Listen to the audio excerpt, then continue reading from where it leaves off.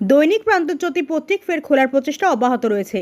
কর্মচারীদের বকেয়া বেতনের 70% দেওয়া হয়েছে, বাকিটা শীঘ্রই দেওয়া হবে। কিন্তু যেভাবে সোশ্যাল মিডিয়ায় আমার নামে মিথ্যা প্রচার চলছে সেটা অত্যন্ত দুঃখজনক। আজ এক সাংবাদিক সম্মেলনে এই মন্তব্য করেন প্রান্তজ্যোতি দৈনিকের কর্ণধার নিলয় পাল। তিনি বলেন, প্রচণ্ড আর্থিক সমস্যার জন্য গত 26শে অক্টোবর তিনি দৈনিক প্রান্তজ্যোতি বন্ধ করে দিতে বাধ্য হন।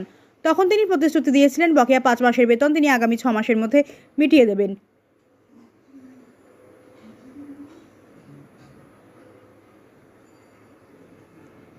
কিন্তু দেখা যায় একাংশ কর্মী লাগাতার মিথ্যা প্রচার চালিয়ে অভিযোগ করে তিনি নাকি চুক্তি ভঙ্গ করেছেন। ব্যক্তিগত পারিবারিক বিষয়কেও বিতর্কে টেনে আনা হয়। যখনই কোনো গোষ্ঠীর সঙ্গে পত্রিকা বিক্রি বা অংশীদারিত্ব নিয়ে আলোচনা হয় তখন দেখা যায় 3 জন কর্মী সাংবাদিক সম্মেলন করে পরিস্থিতি জটিল করে তোলেন। তখন বিনিয়োগকারীরা সাহস পান না বিনিয়োগ করতে, যার ফলেই পত্রিকাটির পুনরুজ্জীবন প্রক্রিয়ায় ব্যাঘাত ঘটছে। এছাড়া 3 জন কর্মী বেতন নিতে অস্বীকার করেছেন। প্রান্তজ্যোতি বন্ধ হওয়ার পেছনে 2 জন দায়িত্বপ্রাপ্ত ব্যক্তি দায়ী বলে তিনি পাল্টা অভিযোগ করেন। তবে এখনও তিনি আলোচনার সব পথ খোলা রেখেছেন বলে জানান। আর মিথ্যা প্রচারে বিভ্রান্ত না হতে তিনি আহ্বান জানান খোলা মনে যে কোনো সমস্যা নিয়ে আলোচনায় প্রস্তুত বলে জানান নিলয় পাল। এবং নিজেকে ধৈর্য ধরে রাখছি। 25 অক্টোবর শাটডাউন ঘোষণার পর পরের দিন থেকে ওনারা সমস্ত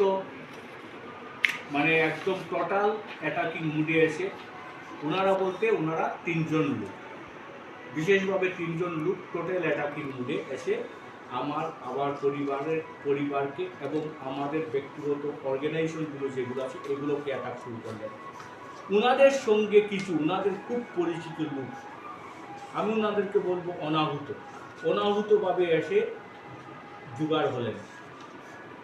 পরে একদম খুব সামান্য সংখ্যায়, কিন্তু সামান্য, উনি বলছেন লোক সমাজ ওনাদের সঙ্গে আছে। কোন লোক সমাজ আছে?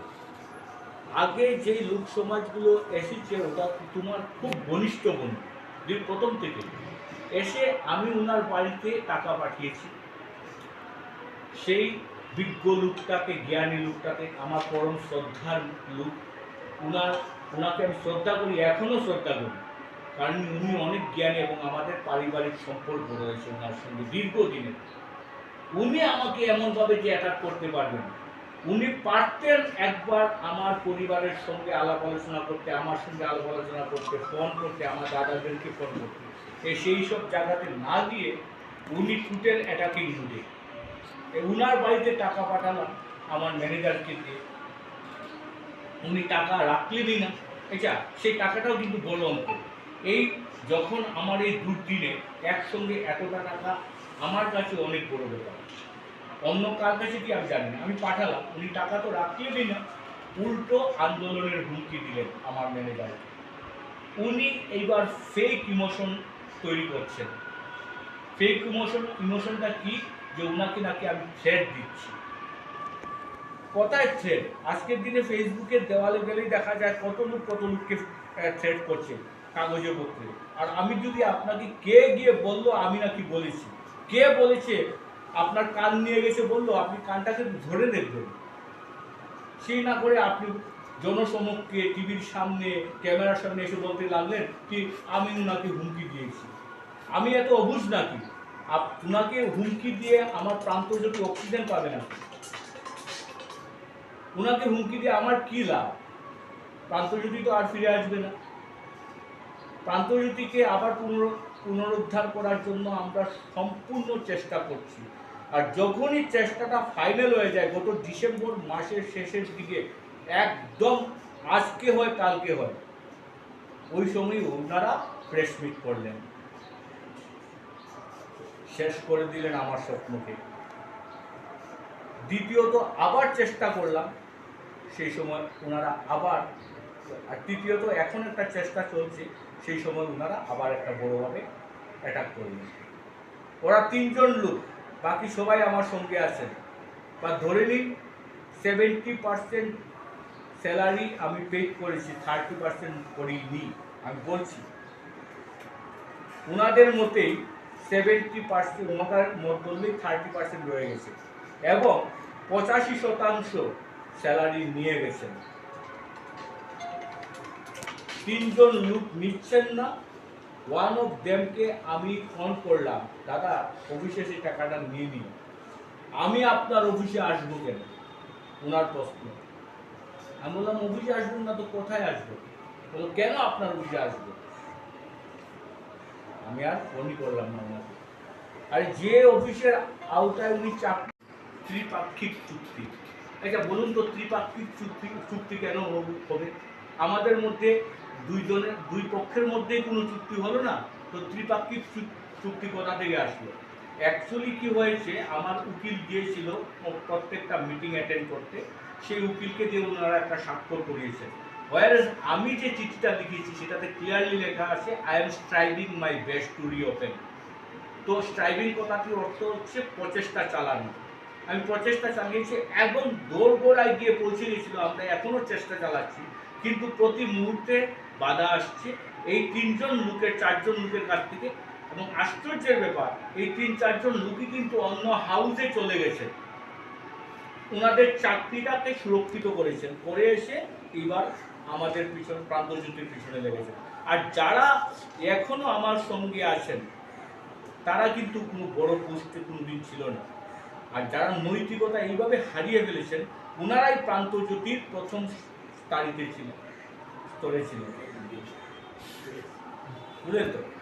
সর্বসম্মুখে তুলে ধরতে চাই না, সময়ের প্রয়োজনে যদি দরকার হয় তবেই আপনাদেরকে সব তথ্য সমেত দিয়ে দিব।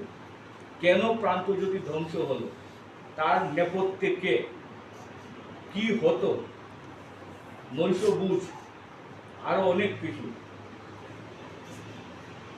আমি এখনো বলতে চাই না, নতুবা কারণ অন্তত ওদের মান সম্মানে আঘাত করা কোনো অবস্থাতেই আমার উদ্দেশ্য নয়। এটা কথা দিলাম, যদি সেই দরকার না পড়ে আমি কাউকে সেটা বলবো না। হুমকি আরেক মিথ্যাচার। তিনি সরাসরি ক্যামেরার সামনে এসে কিভাবে বললেন কথাটা, যে অভিযোগ আনলেন আমি নাকি ওনাকে হুমকি দিয়েছি। যে লোকটির জ্ঞান বুদ্ধি জেগে ওঠার দিন থেকে চিনি, যার কথা শুনে পরম তৃপ্তি পেতাম, যাকে শ্রদ্ধার আসনে রাখতাম, তাকে কেন হুমকি দিতে যাব? তাছাড়া আমি তো এমন ধরনের হুমকি যদি দিয়ে আমার লাভ কি? প্রান্তজ্যোতি কি আবার এই হুমকিতেই ফিরে আসবে? কাউকে হুমকি দিলেই প্রান্তজ্যোতি আবার প্রাণ ফিরে পাবে, অক্সিজেন পাবে?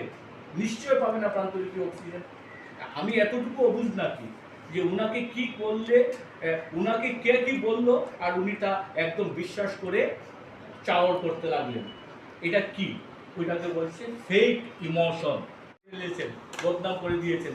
আমার 30 বছরের কর্মজীবনে আমার কোনো কালি লাগানো নেই, কিন্তু ওরা আমাকে সেই 4 মাসেই করে ছাড়লেন। যা কামিয়েছি মান সম্মান দিতে হবে। ধ্বংসাত্মক গতি প্রকৃতি, ওনাদের প্রত্যেকটা গতি প্রকৃতি আপনি একটু লক্ষ্য করবেন।